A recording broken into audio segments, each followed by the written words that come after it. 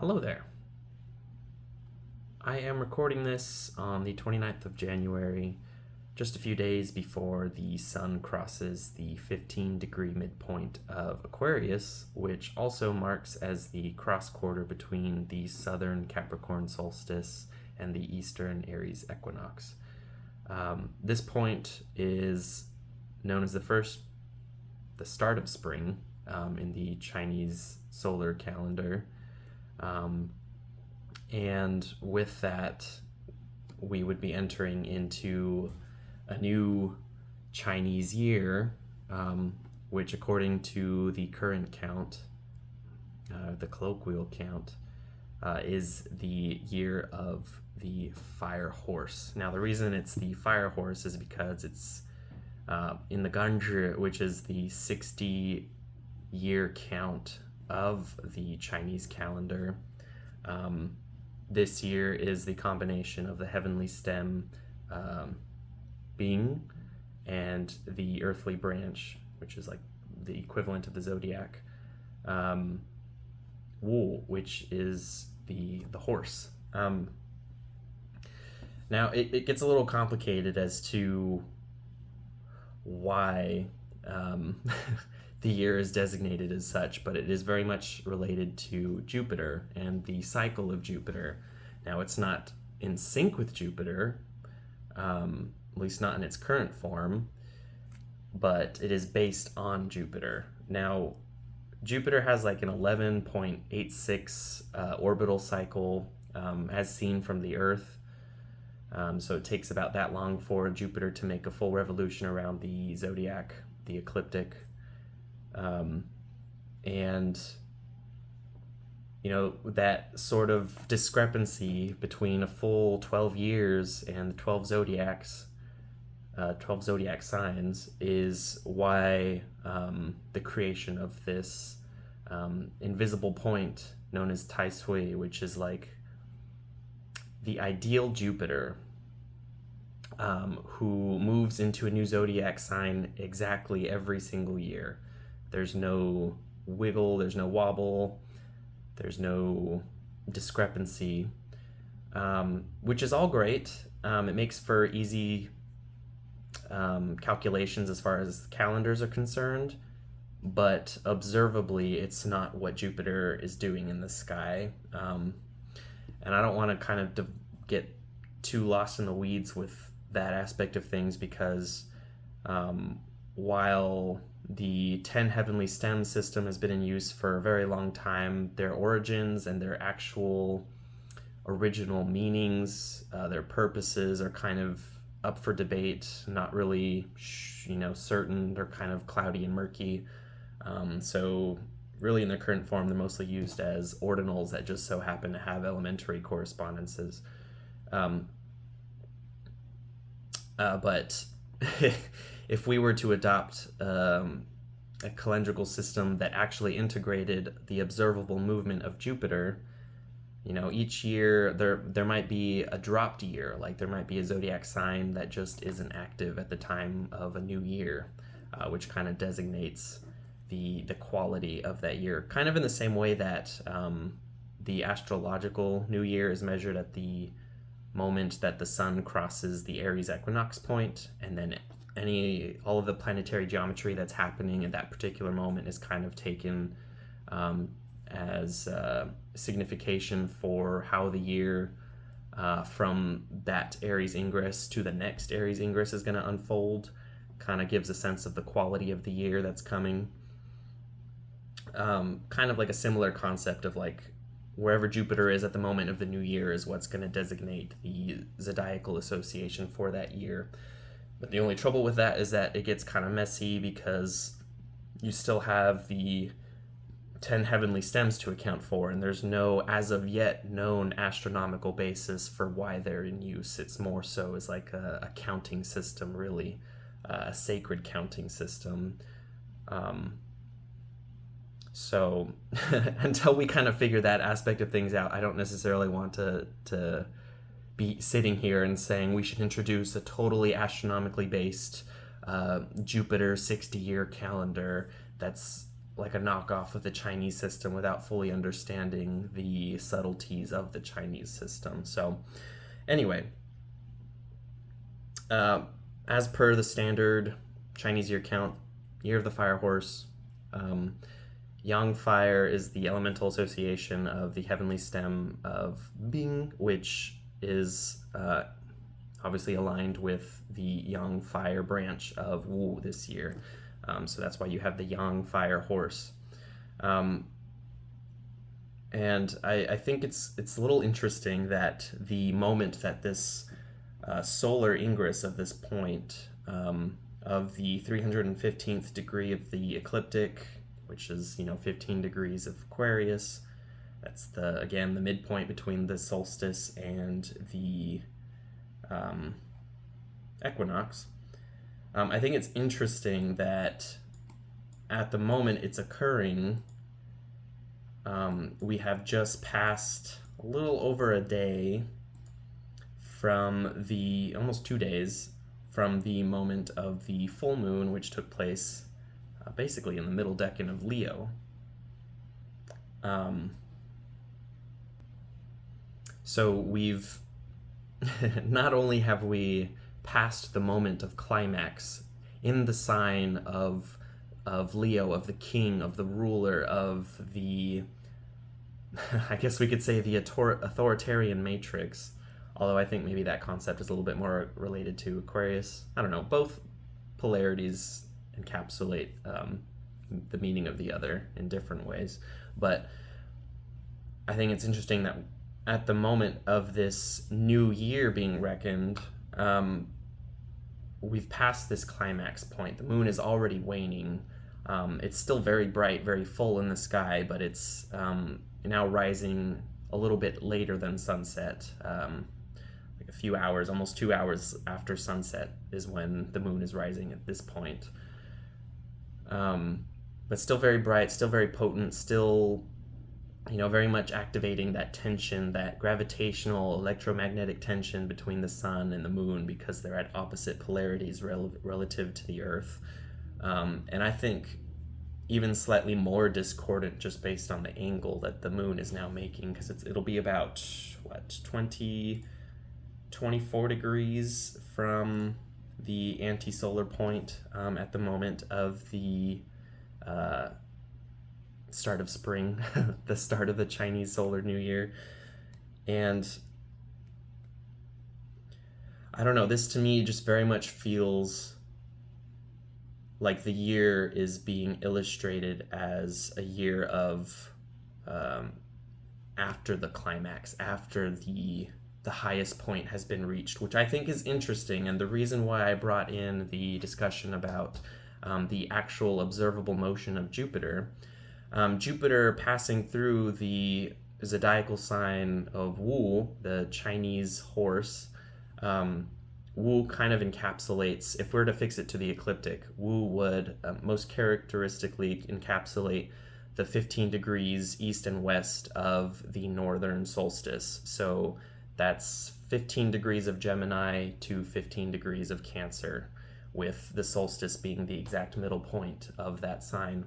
Now, Jupiter's already crossed that boundary last year, in fact. So in a more observable reckoning of the year, this would actually, it would be more appropriate to designate this year as the year of the goat, because it's already past Jupiter crossing over the northern solstice point, which is kind of like the peak, the climax of energy, the biggest amount of tension, gravitational pull, if you will, from Jupiter onto the Earth, kind of impelling us to expand upward and outward and reach these new heights. And now we're on the declining aspect of that.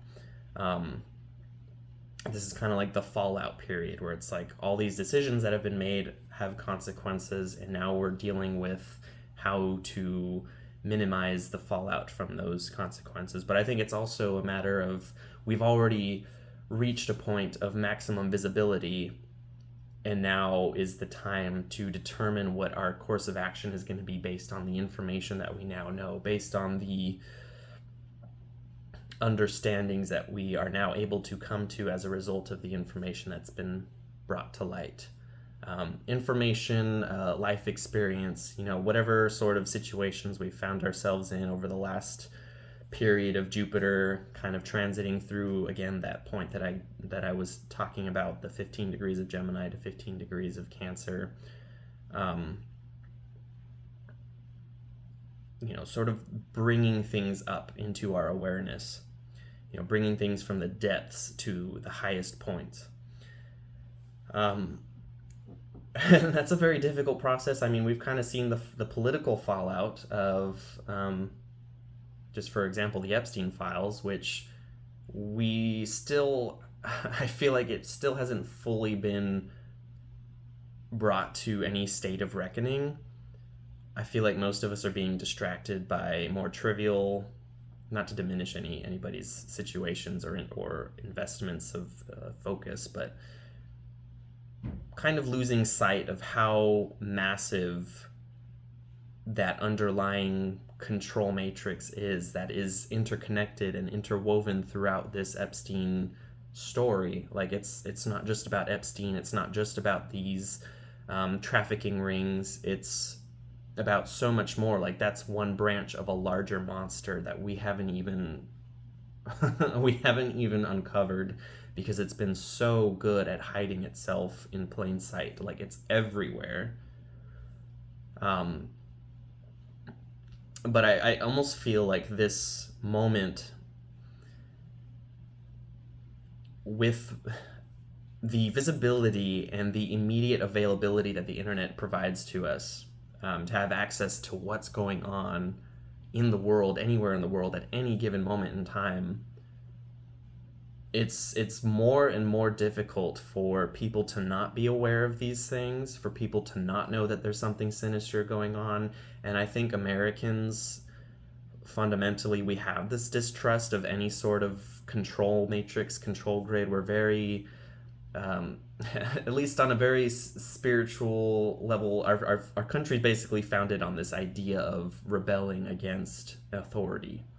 And I think that kind of echoes itself throughout the way that Americans carry themselves in the world. And that's not to say that any other people in any other location don't have, similar focus. But I think Americans have a very unique propensity for maybe not necessarily understanding, but having a grasp on how power corrupts. And the conclusions that people come to as a result of that understanding, it varies, and it's kind of hit or miss whether or not they're coming to appropriate or effective conclusions with that understanding in mind. But I think that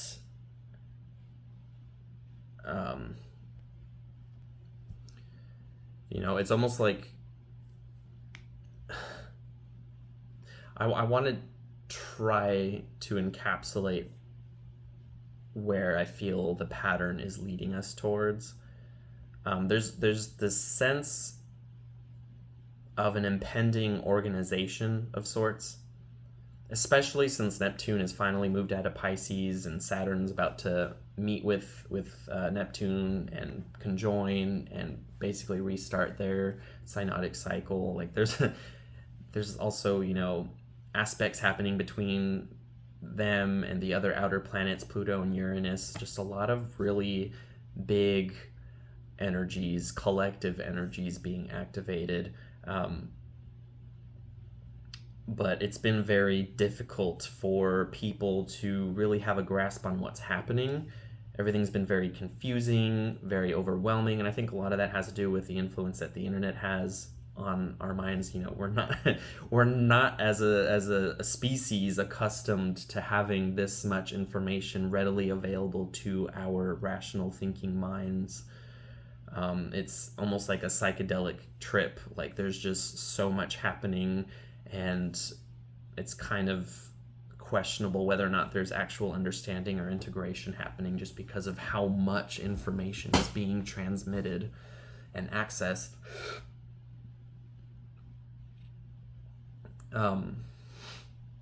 Where was I going with this?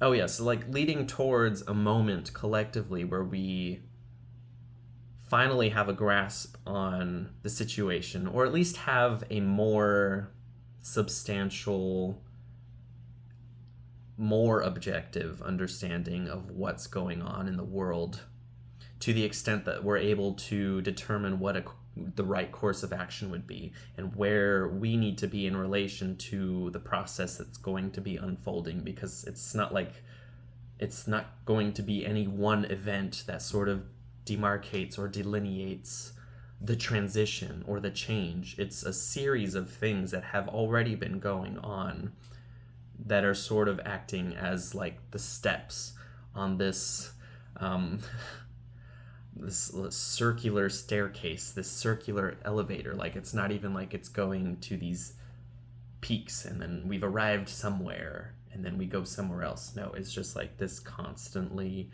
revolving cycle, and there's slightly different geometries depending on where we are in the cycles, and the cycles within cycles. It's like wheels turning within wheels within wheels within wheels. It's just no moment is ever fundamentally the same. And although there is a sort of rhythm and a harmony between one moment and another moment, say, I don't know, 120 years down the line, like it's still different. You know, the pattern might be similar to a moment in history, and there might be similar things unfolding around us in the world around us, but that doesn't mean that we're locked into that um, outcome, because we have the context of the pattern that came before. It's almost guaranteed to have a slightly different outcome, which is something that I've been thinking about a lot, especially because there's a lot of resonance with the outer planets right now, and both the moment of the American Revolutionary War and the American Civil War. You know, there's a lot of people talking about how, oh my God, there's going to be this big civil war, big revolution. And I'm like, that's already kind of been going on. It just doesn't look the way that it's looked before.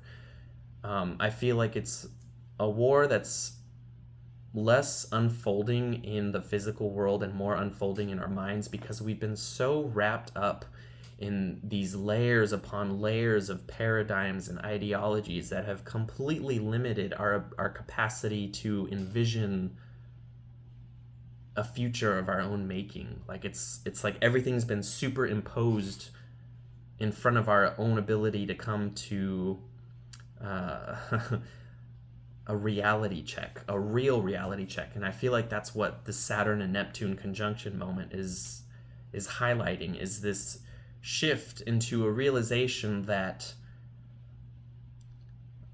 you know, it's not going to be about electing a different government official that's going to represent you, that's going to change the world and make it a better place. It's like, well, maybe the entire system, which has convinced us that we need to elect these political leaders to uphold certain policies or interact with these certain branches of a governing body, and maybe that governing body needs to be called into question. Why do we need all this overreach? Why do we need to be overseen by any sort of authority figure? I feel like this concept not only is playing out in the political landscape, but I think it's also playing out in the spiritual and religious landscape. Like, there's been a lot more discourse I've noticed lately about disillusionment with regards to religion, because I think a lot more people are realizing that, hey, these, just like political systems, just like nation states, these are man-made constructions that have been given sacredness by what? By us.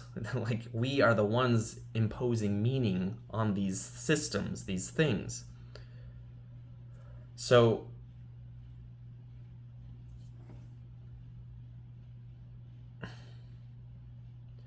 I feel like there's been this sort of series of anchoring moments in the midst of perceived chaos that's been unfolding,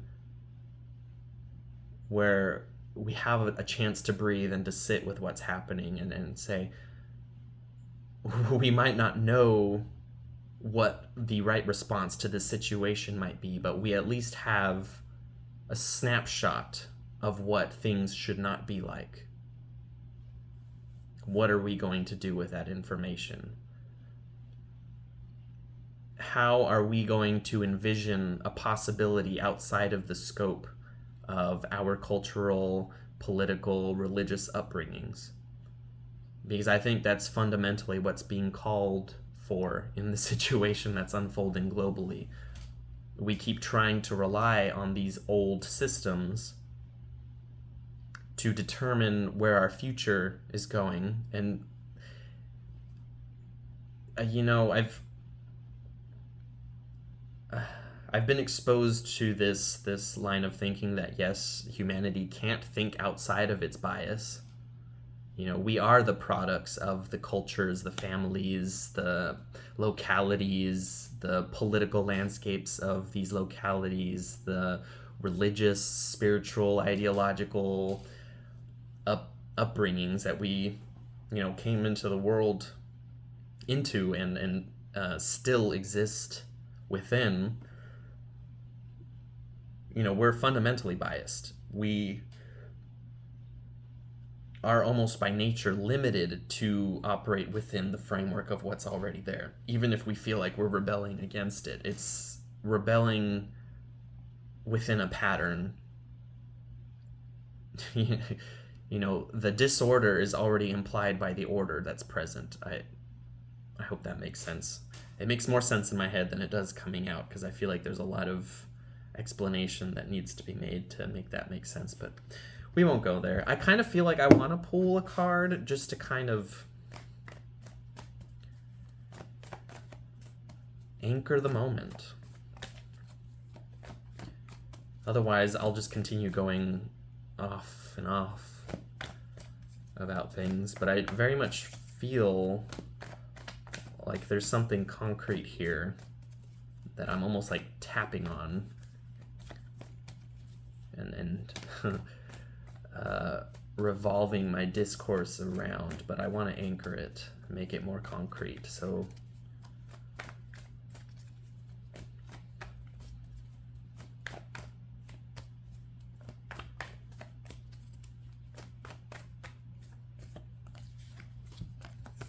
okay, we have two cards, Queen of Pentacles and the Six of Pentacles. This is very interesting.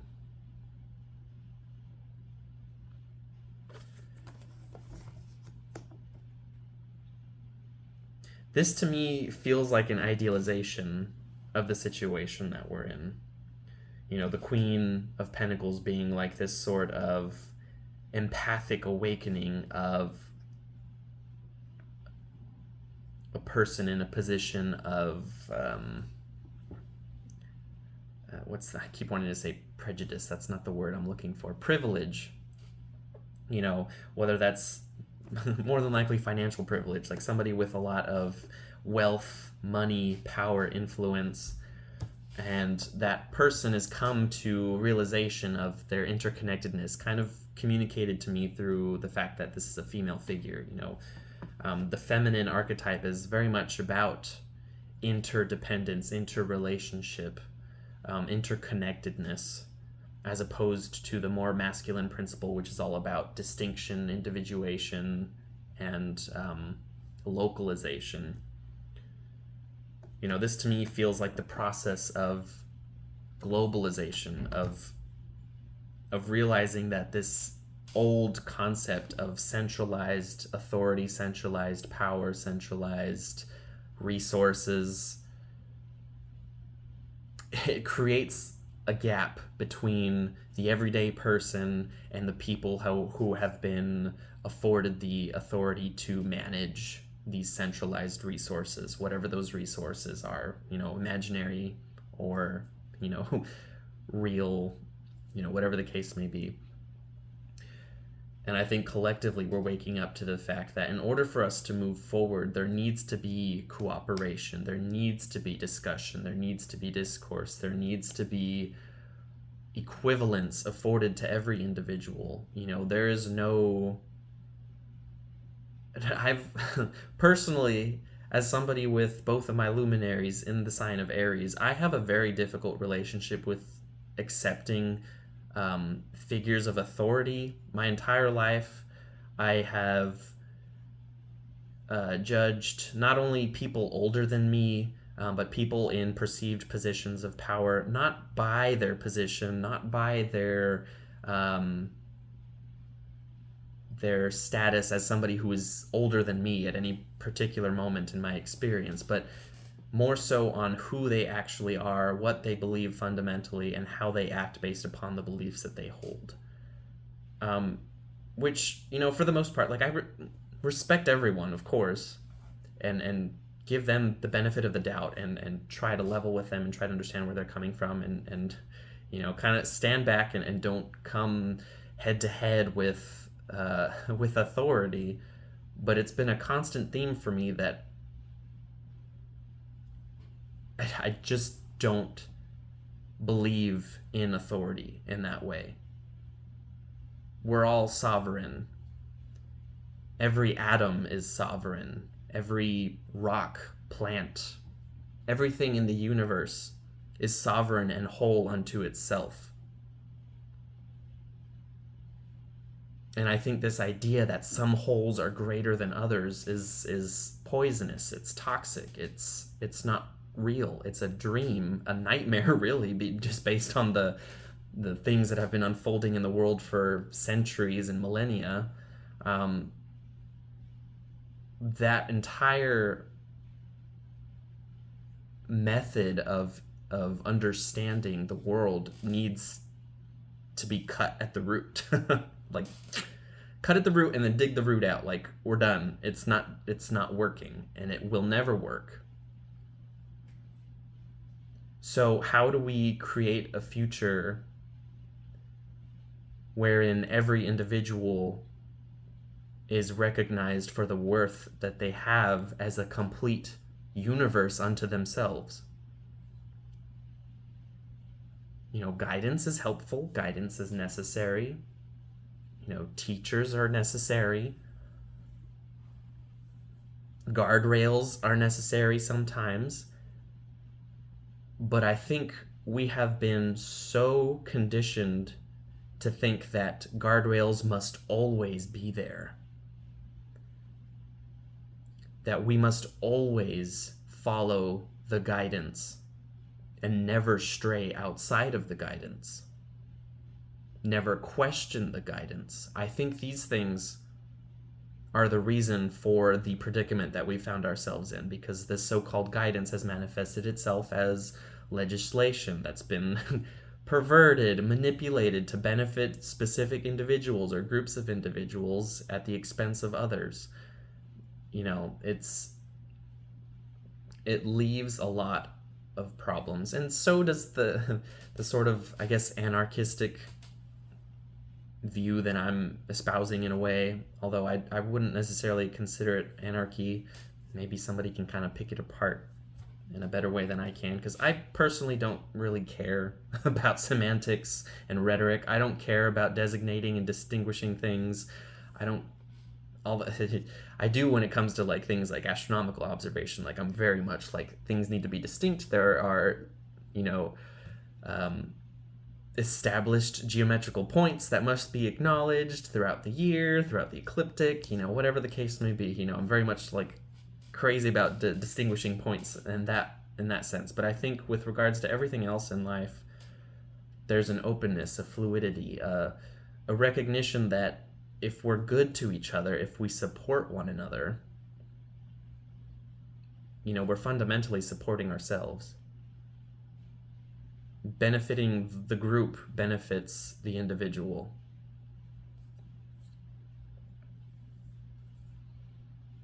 I think I was watching something about game theory, which I know nothing about, and frankly, I was kind of distracted mid-lunch break, listening to these people discuss game theory, and I missed a lot. I wasn't paying full attention as I should have been.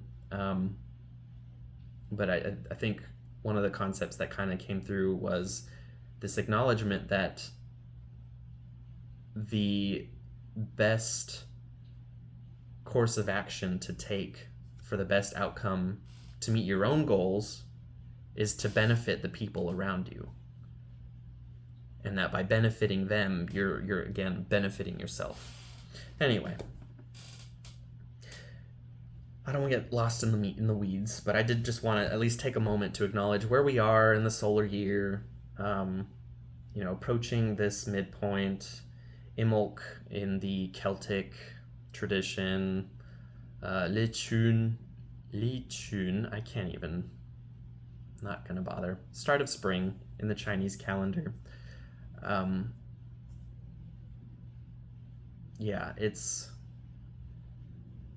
It's an anchor moment. It anchors the year, it anchors our attention, and I think it gives us a moment to reflect on what has already transpired and what may be transpiring as a result of what has come to pass. Because everything is a result of something else. This is a constantly unfolding and blossoming universe. Yeah. So that's where we're at. That's where I'm at. That's what's happening, as I see it. Okay. I'm gonna try to do at least one, maybe two readings after I record this video, because I do want to get the next cycle of readings out. It just hasn't really felt like the right time until now, so we'll see what comes out. Maybe you'll see an Aries and or a Taurus video coming out on hot on the heels of this video. But yeah, I hope you're all well, staying sane, anchoring yourself, getting those bare feet in the dirt, or at least, getting some sunshine on your skin. I'm aching for it. It's been so cold where I'm at. I don't want to be outside, but get the sunshine when you can. It's magical stuff. Okay, bye.